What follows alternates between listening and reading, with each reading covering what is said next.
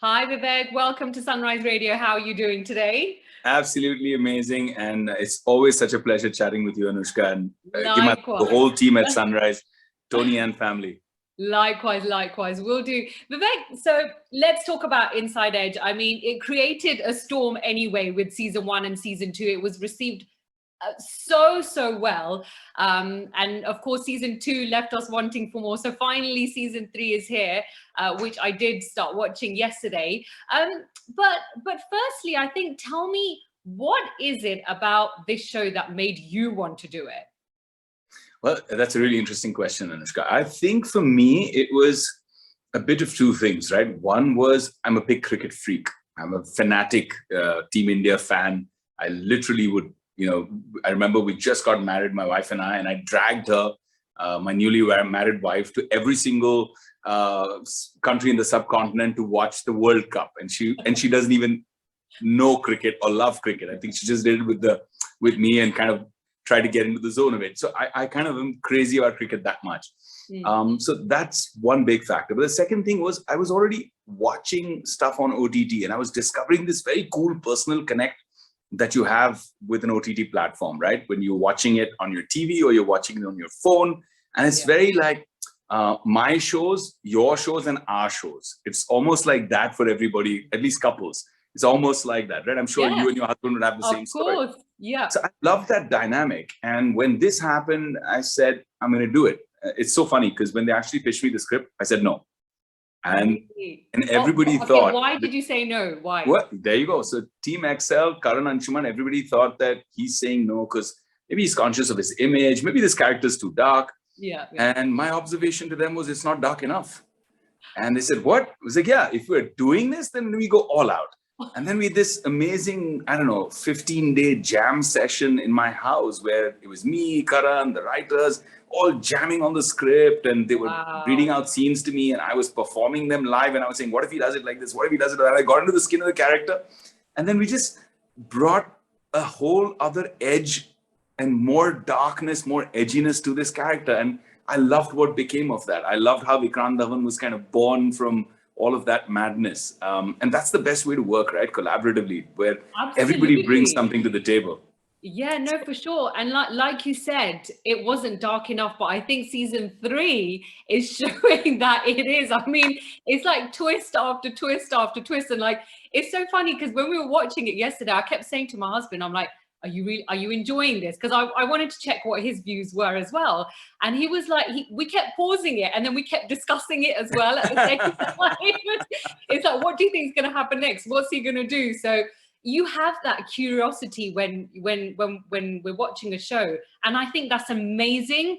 I think that's really good because you get so into the show. Yeah. And it's just the idea is to hook you completely. That's the idea. Completely, absolutely. And I think you have really portrayed Mr. Dhawan so well. I mean, it's brilliant. It is absolutely Thank you so brilliant. much. I don't think I could see anybody else play that character, to be honest. I hope not. I'd lose a job. In fact, all of you, the entire cast is so good. But like you just said, that you wanted to get into the skin of the character. You guys had a jam session. I mean, what about this character did you find anything so challenging? Because to me, speaking to you, it seems like it was a complete breeze for you. Well, no, because I kind of did my whole process. So from my first film until Inside Edge 3, what I've always done for every character is I've written a backstory. I've written a biography for the character. What happens before the film or the story of the series begins and what happens after it ends, right? So I always do that to bring context. And it's something that I've always done. And I tell young actors that, do that and you'll know your character better. You'll recognize him better.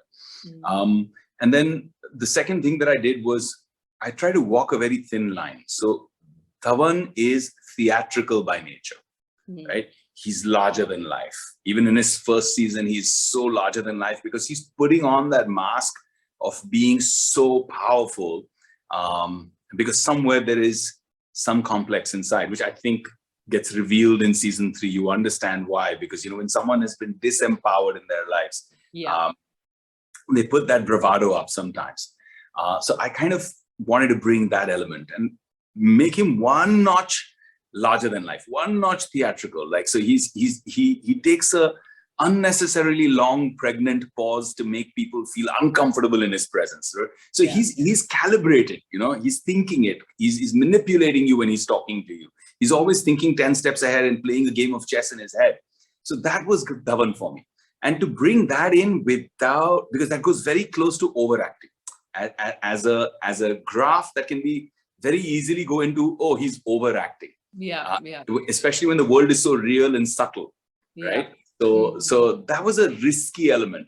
But I said, we'll wing it, we'll risk it, and we'll push the envelope as far as we can get with that, and then and try and maneuver it from there. And if you see season 3, there's a more maturity in the character. There's more development. He's seen a lot, and he's playing it with a little more patience. He's playing it with a little more fortitude of somebody who's been crushed and risen from the ashes, who's come close to death and, you know, risen. It's so funny. Someone online sent me, a fan online sent me a really cool comment saying that you are the Jon Snow of Inside Edge.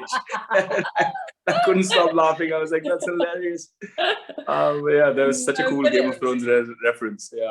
Yeah, I know. I think it's really nice how you describe the character, actually, because I think you're right. In season 3, he's still very powerful, but he's still very calm, and, you know, like you said, thinking 10 steps ahead. But then you have Paisab, who is already thinking 20 steps ahead. Correct, right? Yes. So it gives that real edge that just makes you want to carry on watching. I mean, which episode are you guys on? We weren't even looking at which episode. We were just flying through it. And then it's so funny, my husband fell asleep because he had an early morning yesterday, and I'm like, no, don't go to sleep, we need to watch it. But we're going to continue it later today. But I think I'm on the bit where Ro has just found out about her father, and then the change of surname and stuff and all of that. So yeah. You said no spoilers. We can edit this out, it's fine. But yeah, I mean, the rest of the cast, fabulous cast, you know, Rose, Zarina, Paisab, you got Vayu, Rohit, the new addition, you know, you've got that extra kind of storyline with the LGBT, and I think that's absolutely fantastic. What is it about this show that you're taking away from it this time? Well, you know, I think there's so much to take away. On a personal level, it's been a family over the last 4 or 5 years. And I remember the first ever get together of everybody. I remember taking the initiative, calling Karan and saying, Karan, everyone's new, and I'm like this, feeling like this senior over here. And, you know, our industry works a lot with hierarchy. On every set, there's a hierarchy. And I'm not a believer in that. To me, even the 80s, new young kids fresh out of school coming in and joining us on set, when they call me sir, I'm like, I'm not your maths professor, just call me Vivek or call me VO. And then the VO becomes the moniker. Everybody's like VO. And it's a lot cooler than being called sir suddenly. So I remember calling everyone home. We had a party, and everybody just had a fun time, laughed, drank, and they all came in stiff that, oh, we're going to Vivek Oberoi's house, he's invited us. And it's so funny, Siddhant, who's now doing so phenomenally well. He was Kanauja in the first 2 seasons, and now he's Gully Boy and Bunty or Bubbly, and you know, he's doing so well for himself. He was reminding me yesterday, he's saying, remember, you know, when you called us home and then we had such a cracking time, and I was like, yeah, that was such a cool memory, right? So I think we set the tone from there, that this is just a bunch of friends coming together to do something that happens to be professional, right? And that tone's lasted. We still have that stupid WhatsApp chat where everybody keeps, you know, posting stuff and chit-chatting, you know, in between seasons, and bitching out sometimes. So